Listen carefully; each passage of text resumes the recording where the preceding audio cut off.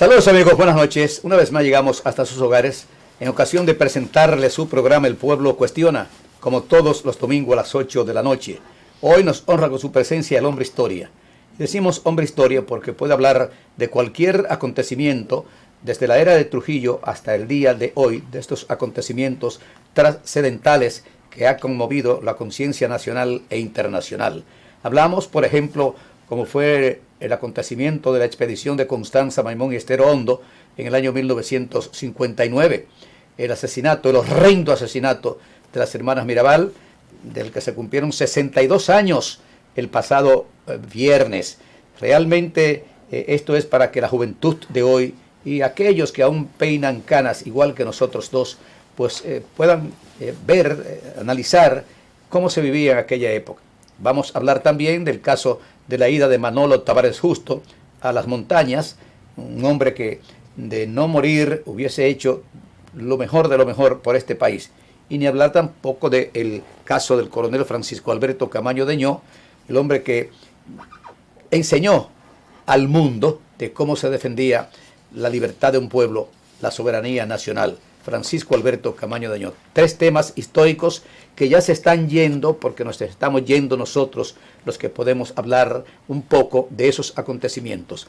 Por eso quisimos traer hoy al hombre historia para nosotros, que se llama Fafa Taveras, Rafael Fafa Taveras, hombre que ha estado siempre en primera fila en esos acontecimientos históricos.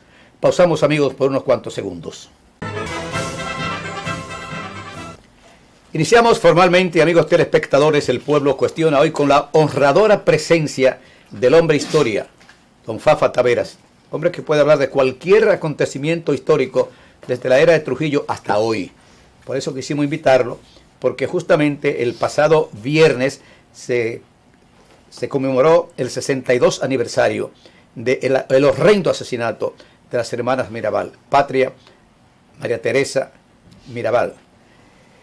Quisiéramos, Fafa, primero que nos analizara en su condición de ser un hombre de Salcedo, el pueblo de las hermanas Mirabal, que usted nos hable de las hermanas Mirabal hasta donde usted conozca su historia, su vida, y ya como fue el final de ellas, el asesinato. Un día como antes de ayer, hace justamente 62 años. Gracias, Silvia. En toda la historia dominicana no hay un hecho de la dimensión trágica, brutal, cruel, inhumana, de matar 3 mujeres a palos en un cañaveral. ¿Por qué Trujillo es capaz de haber autorizado un crimen de esa envergadura? Porque él, durante sus 31 años de dictadura, nunca había enfrentado una situación como la que él tuvo que padecer frente a Minerva Mirabal. La dimensión de esta mujer, aún todavía siendo un símbolo mundial de la lucha contra las agresiones a las mujeres, siendo ese símbolo mundial aún en este país, muchas cosas de su vida se desconocen. Para Trujillo, Minerva Mirabal fue una perturbación que no tuvo precedente. Minerva era linda y culta, y en un encuentro hecho en San Cristóbal, en la casa, creo que de la Caoba, como le dicen, que era una de las casas de Trujillo, se convocó. De los burdeles. Se convocó un encuentro nacional llevando a las personalidades principales de las provincias. Y ahí, cuando llegaron Minerva, María Teresa, Patria y doña Chea, la madre de ella, y Jaimito Fernández, el padre de el ex senador y el vicepresidente Fernández Domínguez. Entonces, ahí Manuel de Moya Alonso fue y sacó a esa muchacha de Salcedo a bailar cuando comenzó la fiesta, dio 2 vueltas y fue donde el jefe y le dijo: jefe, aquí tiene usted esta estrella de la provincia. Y Trujillo se paró. Como era su práctica, fue a apretar, con esa idea de propietario que él tenía de todas las cosas, apretar a Minerva, y ella le hizo resistencia. Y el jefe se extrañó que una mujer, por primera vez, se resistiera a que él le estrechara en un abrazo. Y entonces el jefe le dijo a Minerva: a usted no le gusta mi política, porque esa era la visión de Trujillo. Y esta muchacha tuvo la flema de parar de bailar sin decirle al jefe: jefe, no me gusta su política. Ajá, le respondió Trujillo. ¿Y si yo le mando unos oficiales jóvenes para que la convenzan a usted? Y ella me lo contó personalmente. Se echó hacia atrás y le dijo sonriendo: jefe, ¿y si yo los convenzo a ellos? Entonces Trujillo fue y la llevó a sentar, porque él no soportaba una situación de esa naturaleza, que era ignorar su autoridad, negándose la persona a la sumisión tradicional que él estaba acostumbrado a ver.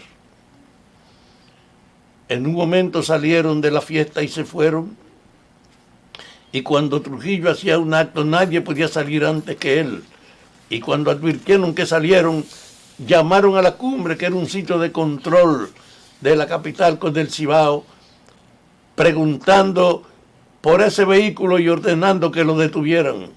Y en la cumbre le dijeron: ese vehículo ya pasó por aquí. Minutos más tarde dice: llamen a Salcedo, a la policía, en una época en que el teléfono era una actividad exclusiva solo de las instituciones oficiales. Y cuando llamaron a la policía de Salcedo, también allá les dijeron: ese carro pasó por aquí.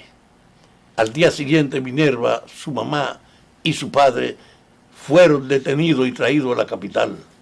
Su papá desnudo en una celda de la fortaleza Osama, y Minerva y su madre en un hotel que desapareció, que se llamaba Hotel Presidente, frente al Parque Independencia, confinada en el segundo piso de ese hotel como una detenidas especiales.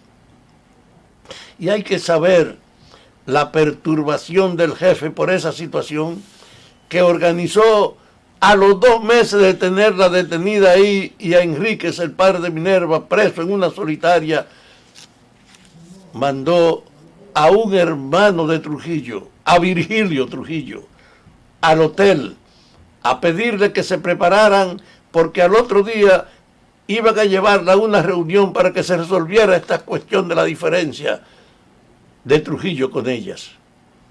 Al día siguiente, doña Chea, la madre de Minerva, fue la primera que se levantó, se cambió a esperar que llegara Virgilio Trujillo, y cuando Virgilio llegó, doña Chea, con su cartera en la mano, salió delante y él le dijo: no, doña, no es a usted, es para llevar a su hija a un encuentro con el jefe para que esto se quede atrás. Y la vieja siempre me lo recordó, sonriendo, extendió el brazo, reculó hacia atrás, hacia la pared, con Minerva a su lado, y le dijo a Virgilio: mire, yo no acepto que mi hija salga sola a un encuentro de esta naturaleza.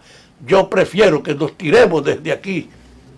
Y entonces Virgilio, que no era un clásico abusador, que era el hermano del jefe más tranquilo, no se preocupe, de eso así, y se fue. Esa actitud es un indicador del coraje y la determinación de Minerva, que nunca se amedrentó, ni tampoco la autoridad del jefe hizo que se amilanara para expresar lo que ella sentía y defender su propia integridad. Así, cuando se produce la Revolución Cubana,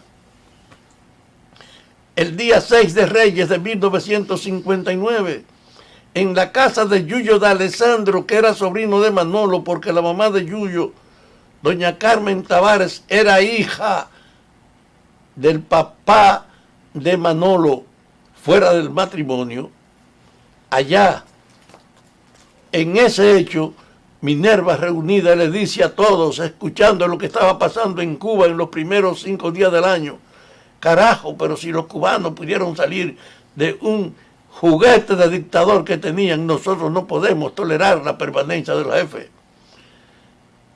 Y doña Carmen le dijo: oye, aguántate, que la mujer de Yuyo, mi hijo, es hermana de la mujer de Ramfis.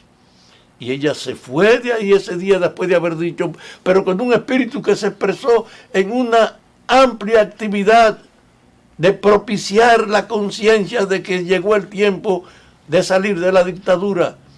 Y organizándola, dijo que estaba enferma y se fue a vivir para Salcedo, a la casa de su madre, para que Manolo Tavares viniera cada fin de semana a verla desde Montecristi y justificara de esa manera el ver en el camino de esa ruta larga a todos los cómplices del 14 de junio. Pues mire, esa mujer fue una activa promotora y organizadora de la resistencia contra Trujillo, y cuando se produjo la invasión de los expedicionarios del 14 de junio de 1959, y desde el día 20, ella se encendió y fue una promotora. Yo fui en cierta medida un muchacho demandado de ella, junto a Ezequiel González Huerto y a Pachico González, que están vivos. Éramos 3 estudiantes universitarios del campo que teníamos con ella una íntima relación para propiciar, transmitir su mensaje. En función de eso, yo vine a la capital, a la casa de Luis Gómez Pérez, por encargo de Minerva. Fui a la casa de Niño Álvarez en San Francisco de Macorís por ella, a ver al padre Abreu, a ver sobre todo al padre Daniel Cruz en el arzobispado de Santiago, impulsando la idea de que había que acelerar la integración de la resistencia contra Trujillo. Pues miren, muertos los expedicionarios, tomó entonces un auge inmenso esa actividad de Minerva en todo el país, y se sintió en forma tal que ese movimiento creció, que se decidió reunir representantes de las provincias, que así se produjeron en Mao, en la casa de Charlie Bogar, el 9 de enero de 1960, para escoger una dirección, ponerle un nombre y hacer un programa. Y Minerva en ese encuentro fue la que promovió que ese movimiento se llamara 14 de junio como reconocimiento a los expedicionarios, que se asumiera el programa que ellos trajeron para que nosotros nos presentáramos como una continuidad de su esfuerzo. Esa mujer ayudó a que todos los representantes en una forma unánime escogieran entonces a su marido para presidente de ese movimiento. Al día siguiente caímos presos y comenzó la cárcel de la 40, y Minerva fue llevada a la 40 junto con 6 mujeres más. Tomasina Cabral, que está viva, de Salcedo, Fe Ortega de Salcedo, que murió, y con María Teresa, con Miriam Morales de Puerto Plata, que está viva, con Acela Morel desde la capital. Que y Patria. Patria estuvo en ese grupo, digo, en esa reunión. Patria no estaba presa. No estaba presa. Fue a María Teresa que llevaron presa. Sí. Con el permiso suyo, los amigos telespectadores, vamos a cumplir con nuestros compromisos comerciales. Continuamos, amigos, con el hombre historia, don Fafa Taveras, narrando todos los acontecimientos con respecto a las hermanas Mirabal, desde sus inicios hasta que fueron asesinadas el 25 de noviembre del año 1970, de la manera más cobarde, más ruin, como fue ese acontecimiento. Continúe, don Fafa. En la 40, ella detenida con las otras 6 mujeres que le acompañaban en el movimiento clandestino, en una experiencia que no tenía antecedentes en el país, de que mujeres bien tan activas, y además con el rigor y la autoridad que Minerva se presentaba, que hicieron con ella un diálogo allá, y Johnny Ventura fue capaz, Johnny Ventura, el jefe del servicio de inteligencia, Johnny Aves, sí, le dijo a Minerva: ¿tú crees que esto es Suiza? ¿Tú crees que esto es Suiza? ¿Tú crees que esto es Suiza? Y entonces vinieron El criminal Johnny Aver. Johnny Aves frente a un grupo de oficiales. Y esta muchacha se dice, claro que yo sé que esto no es Suiza, pero nuestra aspiración es que terminemos pareciéndonos a ella. Wow. Wow. Y entonces, toda esa jerarquía militar frente a una mujer inalterable y tranquila, lo que hizo fue bajar la cabeza. Y siguieron las detenciones e incluso a una de esas 7 mujeres, Tomasina Cabral, que era la más joven, recién graduada de ingeniera, con un cuerpo hermoso, con un pantalón y una blusa ceñida, llegó en la madrugada ya a la 40, llevada por sus esbirros, y cuando llegó, motivado por el impacto que produjo aquella juvenil figura, le dijeron, quítese la ropa, cuero viejo, y ella no reaccionó. Mire, le hemos dicho, Candito Torres, que era el ejecutivo más cruel, le hemos dicho que se quite la ropa, vagabunda, y ella no reaccionó. Y Candito Torres, con la bayoneta, sacó, le aló debajo de la mandíbula la blusa y la cortó con la punta de la bayoneta, y entonces se la quitó por detrás. Y ella, con la brasier en el aire, le dijo, quítese la ropa, vagabunda, y ella no reaccionó. Se la repitieron 2 veces y Candito hizo lo mismo con el pantalón que hizo con la blusa. La aló delante, con la punta de la bayoneta la rompió hasta las 2 piernas, dio la espalda e hizo lo mismo con la parte atrás del pantalón, y él fue y aló el pantalón de cada una de las 2 piernas y dejó a esa muchacha con los brasieres y el panty al aire y le dijo, ¿tú quieres que yo termine de quitarte la ropa? A lo mejor tú eres una puta vieja que quiere que te sobemos y que te pasemos las manos. Quítese la ropa. Y esa muchacha inalterable se quedó parada al grado que él, viendo la indiferencia de esta mujer, fue y le arrebató con las manos el brasier y dejó sus senos al aire. Y entonces ella, solo con los panty puestos, recibió una actitud grosera de Candito diciéndole, ¿tú quieres carajo que sea yo que te quite con la mano los panty? Quítese la ropa. Y ella no habló ni tuvo una lágrima. Y Candito fue y le arrebató con las manos los panty y dejó a esa muchacha desnuda, impresionante, hermosa, juvenil, pero inmutable. Y todo ese oficialato que estaba ahí, cuando vio esa reacción de que esa mujer ni gritó ni unas lágrimas, él cogió un bastón que teníamos allá en la 40 con 6 pilas de foco que se le usaba para hacer que en la movilización de las reses los toros que se detenían caminaran cuando le echan una descarga eléctrica. Y con ese bastón Candito tuvo el descaro de ponérselo en el sexo y en los senos, y ella moviéndose y él burlándose de cómo se movían, pero la muchacha no lloró. Y frente a esa situación hubo un impacto general de todos esos esbirros. Dijeron, bueno, llévense a trancar ese cuero. Y esa muchacha desnuda salió por todo el patio de la 40 hacia la celda. Esa era la estructura de las mujeres de la que Minerva era la jefa de ese país. Por eso, cuando salieron de la cárcel y los esposos de la Mirabal, Pedrito, Manolo y Leandro, fueron dejados en la cárcel, y las mujeres y una gran parte de los prisioneros puestos en libertad después de haber sido condenados. Yo estuve entre esos grupos, fui al tercer grupo, participé en el tercer grupo que soltaron, porque era un escándalo tan grande la cantidad de presos que el jefe, después que lo llevó a la cárcel, comenzó a soltar una parte.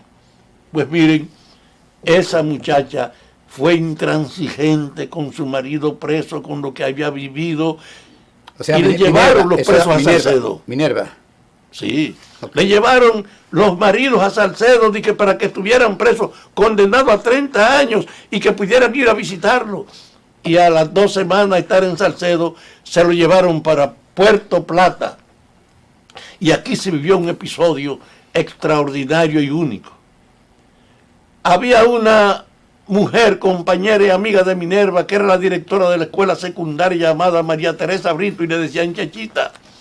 Y Chachita fue el mismo día que mataron a Minerva, fue en su casa por la mañana a pedirle que no fuera, que no viajara a visitar a sus maridos presos a Puerto Plata, sino que se mudara en Puerto Plata primero para que pudiera moverse en la ciudad, porque todo el mundo percibía que llevarlo a Salcedo y después a Puerto Plata era para matarlas y justificar ante el camino tortuoso de esa ciudad de Puerto Plata, que era guía de un accidente. Le dijo Chachita Brito a ella: yo vengo a pedirte a ti, que yo sé que ni por tu madre tú le harías caso a esta sugerencia. Vine a pedirte lo que al menos lo haga por tus hijos. Y Chachita me contó a mí, echándose hacia atrás, que Minerva le dijo sonriendo: Chachita, no te preocupes, que nuestros hijos, como otros tantos huérfanos, encontrarán quien los críe. La integridad, pues, de la vida y la resistencia de esta mujer no tienen precedente, y eso explica que se decidiera que Trujillo, que no tuvo forma de doblegarla ni hacer que le pidiera cacao, aceptara y ordenara que la mataran a palo después de salir a ver a su marido preso en Puerto Plata.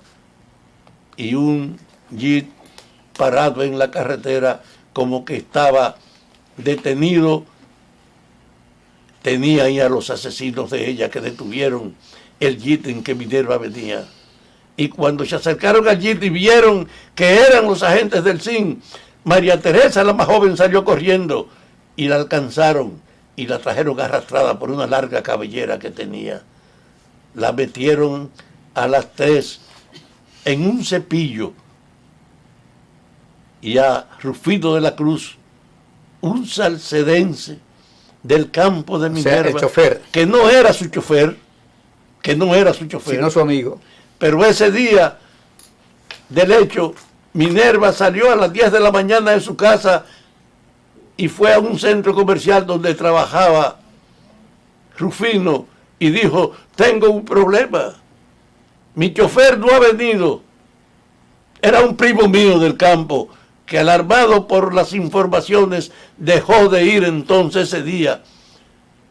Y ella salió a pedir que necesitaba a alguien que la condujera. Y Rufino le dijo: no se preocupen, que yo la llevo. Y recuerdo esto para que se vea también la calidad y la identidad de un hombre que no era trabajador con ella y que frente a ese sitio, sabiendo la atmósfera general de duda, dijo que él la llevaba. Muertas las mujeres, se convirtieron en un símbolo en el país y poco a poco en América, y ahora son un símbolo en el mundo, porque ellas son la representación universal de la lucha contra la demanda del respeto a las mujeres.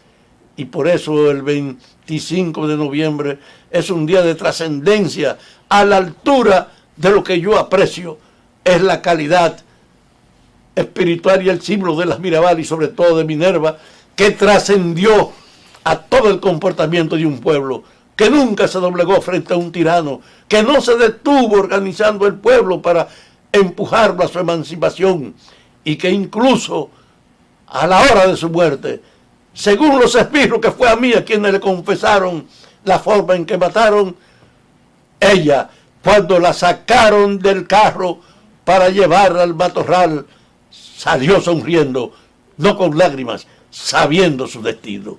Yo pues, que fui su alumno, que fui su agente y su compañero, cada vez que me convocan a hablar de esto, despiertan en mí una energía que no siento en ningún sentido, porque esta mujer no tiene comparación en nuestra historia, y desde ese punto de vista creo que para siempre los dominicanos tendrán en ella un ejemplo digno de lo que es una acción responsable en la lucha por la democracia. Don Fafa Taveras, pues, ¿por qué sueltan a los asesinos de las hermanas Mirabal, que estaban justamente cumpliendo condena a la fortaleza Osama cuando estalla la revolución en 1965. ¿Qué pasó? ¿Qué mano poderosa o qué mano tal vez irresponsable o ignorante pudo haber puesto en libertad a esos asesinos? Ellos estaban detenidos en la fortaleza Osama. Y cuando explotó la guerra de abril, toda la zona de Ciudad Nueva estuvo concentrada ahí con las jefaturas.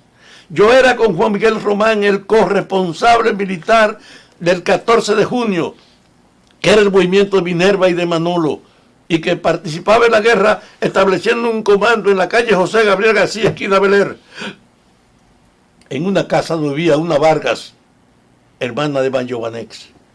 Y ahí, en ese sitio, estábamos nosotros cuando terminamos creando una atmósfera que nos acercó a Camaño y yo, que éramos antagonistas en la vida civil, porque él era el jefe de los cascos blancos y yo era el jefe de la propaganda del 14 de junio. Y habíamos tenido varios encuentros. Pero el día 27 de abril, 3 días después de la guerra, nos encontramos en la resistencia del puente y venía toda la ofensiva de los militares con una red de tanques por el puente.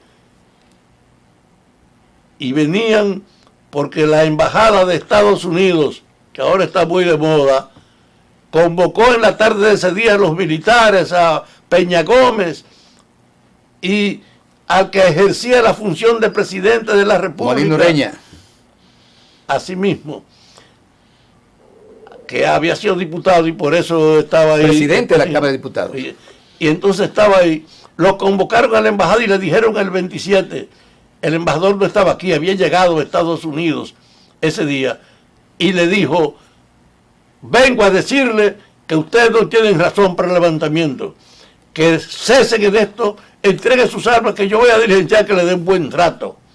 Y cuando el embajador salió hacia afuera, Peña Gómez se asiló ese día, y el presidente nominal de la República se asiló también, salieron de ahí a asilarse. Molino Ureña. Molino Ureña, salieron a asilarse, pero cuando salieron afuera y el embajador le dice a Francis, que estaba ahí con Montes Arache, que tenían que aceptar su derrota porque ellos no podían hacerlo y que se entregaran, Francis le dijo, se arremangó, me lo contó él, y le dijo, embajador, váyase a la mierda. Los que quieran morir con honor, que me acompañen al puente. Y él salió. Él invitó a Montarache, ¿verdad? Ese día, junto con Monte Arache, a morir con honor en el puente. Y allá participamos y de ahí salimos en la tarde con una conciencia de que habíamos ganado la guerra porque destruimos la invasión que traía el CEFA. Y entonces nos pusimos de acuerdo que había que tomar la fortaleza y el cuartel general de la policía. Que en la policía había una actitud de que si iban no iban a hacer resistencia, pero en la fortaleza estaban todos los presos. Yo feliz, me ofrecí a acompañarlo y fui junto con el coronel Lora Fernández, cerca de la catedral ese día, con 5 escuadras de catorcistas, de 10 personas cada una armada, y él llegó con un tanque y un grupo de militares para comenzar la ofensiva de la fortaleza. Yo tenía un mapa de la fortaleza, porque sabía que ahí estaban los asesinos de la Mirabal, a quien yo conocía porque lo había interrogado bastante bien. Y mi idea era entrar ahí y rendir cuenta con ellos. Y efectivamente, cuando tocamos la fortaleza y entramos, yo fui corriendo a la cárcel y encontré la cárcel abierta. Y no había nadie. Incluso viví una experiencia porque había un oficial retardado ahí que me disparó una ráfaga y uno de mis compañeros le dio un balazo y yo lo llevé después a la cárcel y lo solté. Pero él no pudo decirme qué pasó con los presos. No, aquí soltaron a los presos. Años después, yo me encontré con una persona, Claudio Camaño, que nos conocimos en la entrada de la fortaleza porque él estaba al frente de las tropas de Lora Fernández y que nos hicimos amigos. Me dijo, ¿tú no encontraste a los asesinos de las hermanas Mirabal? Porque Montes Arache, sabiendo que íbamos para la fortaleza, la noche anterior llamó a la gente de la fortaleza diciéndole que le entregaran los presos, porque si el 14 de junio participaba en eso, seguro que los iban a eliminar. Y efectivamente esa era la intención de nosotros. Y se le entregaron a Peña ahí. Lo estuvo en un hotel y lo soltó. Esa fue la causa que explica por qué no encontramos en la cárcel a los asesinos.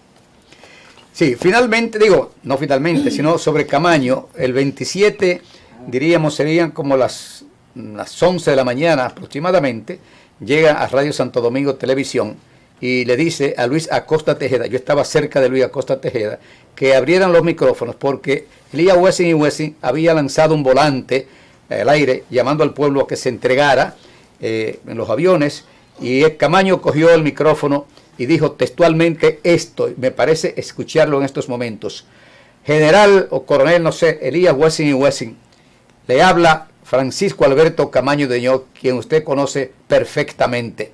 Los pueblos no se toman por el aire, las ciudades no se toman por el aire, sino por tierra. Nosotros invitamos a que vengan por tierra, que no van a pasar de la París. Y así fue, como sucedió el 27 justamente de abril del año 1965. Pero te agradezco este recuerdo, porque la gente necesita tener presente claro un ejemplo que sí, claro insuperable, que sí. Claro que como sí. fue la Guerra de Abril, como son los héroes como Francis Camaño, como Manolo Tavares, y sobre todo el magnífico ejemplo para las mujeres del mundo que representó la militancia de Minerva Mirabal. Bien, pausamos, amigos, de nuevo para cumplir con nuestros compromisos comerciales y luego volver con este hombre historia que hoy nos está dando una cátedra de lo que es la historia de República Dominicana, que el pueblo dominicano ya casi en sentido general, porque no tienen la edad suficiente y aparte de eso tampoco se ha interesado en estudiar la historia más reciente de nuestro país sobre lo que fue el asesinato de las hermanas Mirabal, el caso de la revolución de 1965, la ida de Manolo Tavares a la montaña, en fin, todas esas cosas que la juventud de hoy lo ignora y que no hay mucho interés ni en las universidades, ni en los colegios, ni en las escuelas públicas o en el Ministerio de Educación en llevar estas informaciones para que la juventud se nutra y se dé cuenta que realmente por algo se mató a Trujillo y por algo un grupo de hombres y mujeres valientes le dieron seguimiento a lo que estaba viviendo la República Dominicana. Pausamos. Continuamos, amigos, con este su programa El Pueblo Cuestiona, hoy con la honradora presencia del hombre historia, como lo es don Fafa Taveras, a quien conocí hace mucho tiempo, bueno, desde la revolución, desde el 14 de junio lo conocí, ahí en el Conde, esquina Hostos. Pero realmente, pues, estreché más las relaciones con él durante la revolución de 1965, porque nosotros honradamente, pues pues parte de los 32 locutores de la emisora constitucionalista, que dicho sea de paso, cuando Camaño despidió a un grupo de locutores en un almuerzo que nos dio en el Hotel Lina, ahí de la Independencia, dijo Camaño textualmente que la revolución había tenido dos cosas: la emisora constitucionalista y los locutores, que sin esa emisora constitucionalista, de la que honrosamente nosotros formamos parte, éramos 32 locutores, sin esa emisora constitucionalista, la revolución no iba a durar una semana, que era el arma y el alma de la revolución. Esas fueron palabras de Francisco Alberto Camaño Deñó en el hotel, en el restaurante Lina, ahí en la Independencia, 3 días antes de salir del país. Revolución de abril de 1965. Opinión de Fafa Tavera. Abril fue, después de la independencia y la restauración, el acontecimiento de más trascendencia en la historia política dominicana. La independencia fue una separación de Haití y la constitución del Estado. La restauración fue recuperar nuestra autonomía frente a la injerencia y la invasión española. Y la Guerra de Abril fue la resistencia frente a la agresiva injerencia militar de Estados Unidos en el país, en el tiempo en que Estados Unidos era el más poderoso poder de la humanidad. No nos amedrentó la significación del poder norteamericano. Y se desarrolló entonces una resistencia que pasó por alto el desafío que representaba enfrentar las tropas de esa nación. y sin mucha reflexión.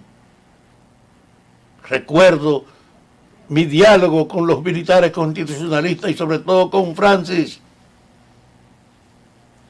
y con Fernández Domínguez cuando regresó al país. Hay, me lo dijo Francis, una experiencia que solo viviéndola uno la conoce. La fuerza de un pueblo rebelde decidido a luchar por su interés. Ellos son los poderosos, pero nosotros no nos rendimos. Y ese espíritu de una resistencia indoblegable frente a esa injerencia creó una situación que no le permitió a Estados Unidos liquidarla, que tuvo que negociar primero por la política que en el mundo había contra ese abuso, de ello intervenir porque el pueblo se rebelara contra unos golpistas que habían desconocido un gobierno resultado de las elecciones. Gobierno constitucional. Claro, que había surgido por la muerte de Trujillo. Fue la explosión magnífica de la gente. Yo creo, pues, que aunque la injerencia militar terminó impidiendo la oficialización de una victoria que obtuvimos frente a los militares criollos y frente a la reacción local, a pesar de ese hecho, de que tuvimos que aceptar que nos doblegaran en nombre de una negociación para entregarle este poder a restaurar la continuidad de los que habían sido derrocados, trayendo en plena guerra aquí al país a Balaguer, de que a ver a su madre, e inmediatamente con las negociaciones promoverlo como su hombre de confianza y protegerlo para que anduviera al país, mientras vos, que era el reclamo, no la podía salir de su casa, poder, estaba en su casa y no podía ir ni a las emisoras a hablar de su programa. Él grababa, le mataron uno de sus guardaespaldas y lo mandaba allá. Le mataron uno de sus guardaespaldas. Y desde ese punto de vista, la Guerra de Abril es el símbolo colectivo de más trascendencia y significación de nuestra historia, lo repito, después de la independencia y la restauración. Y es para estos tiempos un desafío que tiene pendiente, que el pueblo debe luchar por ser el dueño de su destino, por no permitir que ni un dictador criollo ni una injerencia extranjera limite su capacidad de expresión. Y creo que ese espíritu de la Guerra de Abril está presente ahora en que estamos asistiendo a una conducta inexplicable, irracional y brutal de Estados Unidos, de querer que nosotros carguemos con la crisis y la solución haitiana. Y en función de eso, él renunciando a hacer su parte, quiere que aquí le hagamos campamento a ello, que aceptemos efectivamente el tráfico.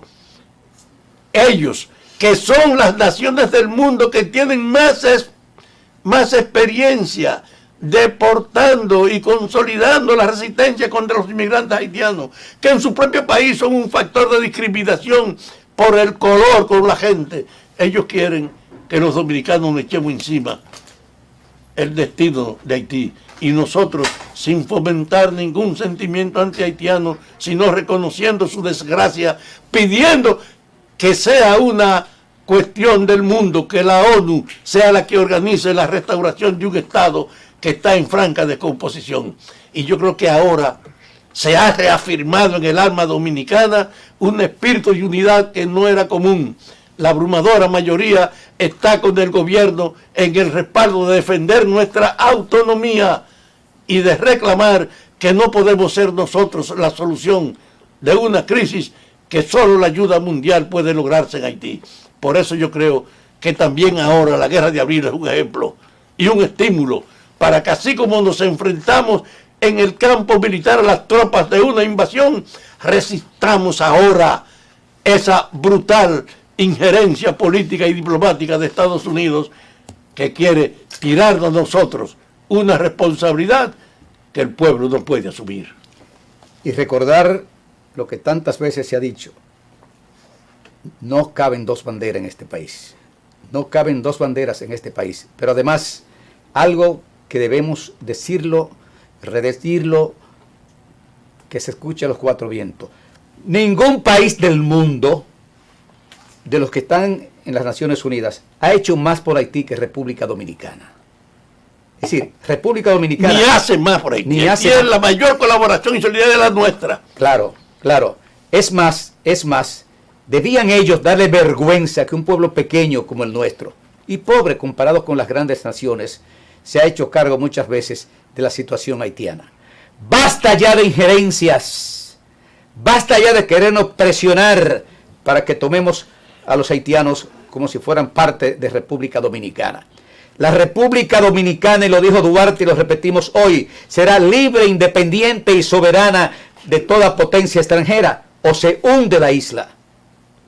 Oye, esta nación que se emancipó frente a una ocupación de 22 años de Haití, que derrotó a España, que derrotó a Francia en palo hincado también ocupándonos, que tiene en su historial el heroísmo de haberse enfrentado a las tropas de ocupación americana. Ningún país de América tiene en su propia historia la calidad moral y la determinación moral de defender sus propios derechos y su independencia como tienen los dominicanos. Y este hecho de recordar las Mirabal y la Guerra de Abril juntos, yo no tengo duda, reforzará el alma en todo el país de que nosotros somos libres e independientes.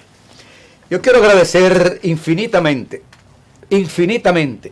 por mis mejillas han corrido lágrimas de solidaridad con lo que se ha dicho hoy aquí. Agradecer infinitamente a Fafa Tavera este programa, porque hemos llevado realmente parte de este programa para educar al pueblo dominicano. La juventud de hoy ignora completamente el caso de las Mirabal.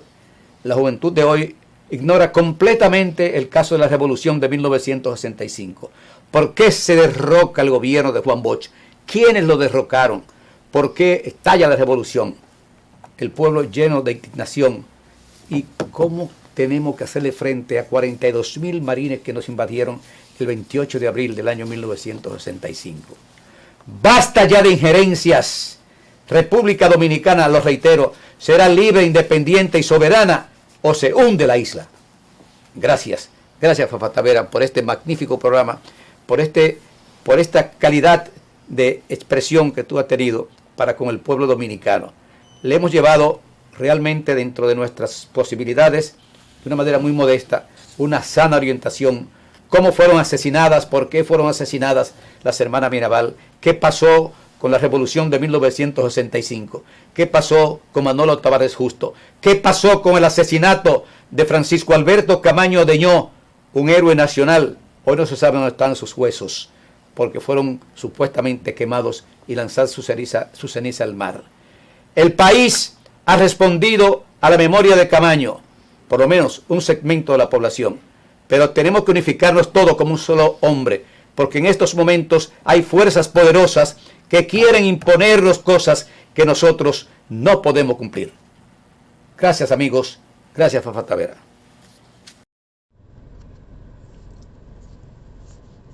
La empresa Seaboard reforesta y apadrina el Parque Ecológico Las Lagunas con un presupuesto anual de $1.644.000 pesos. La empresa de generación eléctrica Transcontinental Capital Corporation, Seaboard, realizó una jornada de reforestación en el Parque Ecológico Las Lagunas, dentro de su programa de responsabilidad social medioambiental, y anunció que apadrinará este emblemático lugar con un presupuesto anual de $1.644.000 pesos, el cual será aportado en partidas mensuales para cubrir una parte importante de los costos operativos que conlleva el cuidado y esparcimiento del mismo. En la jornada de reforestación que se realizó en la avenida Circunvalación Norte de la provincia Santiago de los Caballeros, participaron 140 estudiantes del Politécnico Lisendra Hermosén, del Distrito Educativo 08-10, quienes sembraron 2.000 árboles de las variedades roble prieto, caoba, samán y mara.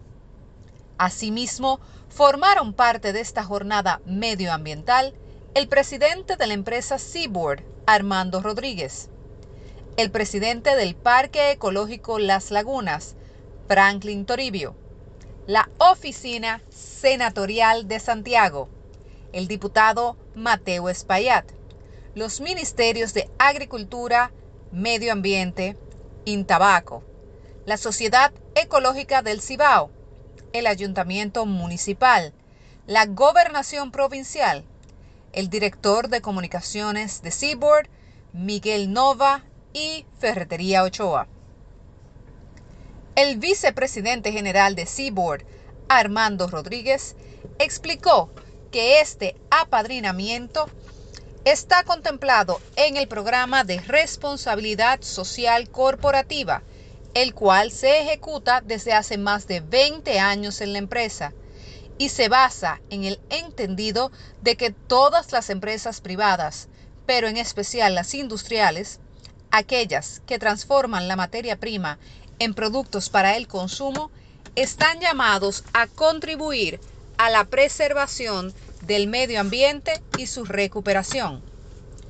Destacó que la importancia que tiene el Parque Ecológico Las Lagunas radica principalmente en sus 245 tareas y decenas de especies endémicas que se preservan y reproducen allí. No obstante, señaló que el Parque Ecológico Las Lagunas es también un área que, con la debida gerencia y las inversiones necesarias, puede desarrollarse como una alternativa para el sano esparcimiento para las comunidades que colindan en él, como es el municipio de Villa González, la provincia Santiago de los Caballeros y todo su entorno. Sostuvo que el trabajo en el ámbito de las actividades ambientales no es nuevo para ellos, ya que participan contribuyendo a estas indirectamente a través de distintas organizaciones no gubernamentales que promueven las mismas.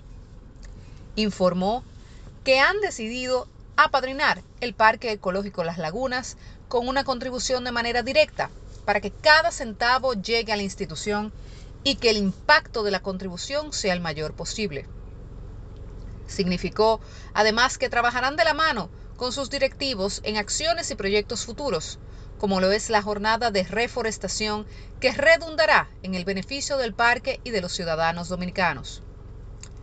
Mientras que el presidente del Parque Ecológico Las Lagunas, ambientalista Franklin Toribio, agradeció el gesto del vicepresidente general de Seaboard, Armando Rodríguez, de apadrinar este simbólico parque que representa la preservación de los recursos naturales y el medio ambiente. Recordó que el parque tiene una extensión territorial de 135.235 metros cuadrados, dentro de los cuales 2.5 kilómetros están destinados a senderos. Responsabilidad social corporativa y medioambiental. Armando Rodríguez recordó que Seaboard contribuye con su programa de responsabilidad social corporativa y medioambiental, inicialmente en las áreas de la salud y la educación, invirtiendo millones de pesos al año directamente en instituciones que proveen servicios a las comunidades. Puntualizó que en Seaboard se tiene por lema energía limpia y no basta con preservar lo que se tiene o, como bien pudiera decirse, preservar lo que queda de lo que había, sino que se debe recuperar donde es posible, recuperar espacios y recuperar recursos naturales para su preservación y disfrute por las futuras generaciones. Recordó que Seaboard es una empresa de generación eléctrica con 33 años de operación en la República Dominicana, instalada en el río Sama a partir de 1990, con plantas de generación de la mejor tecnología posible, tanto en términos de eficiencia como en reducir el impacto ambiental de las operaciones de estas. Asimismo, manifestó que Seaboard es la primera empresa del sector eléctrico en obtener su permiso y licencia ambiental.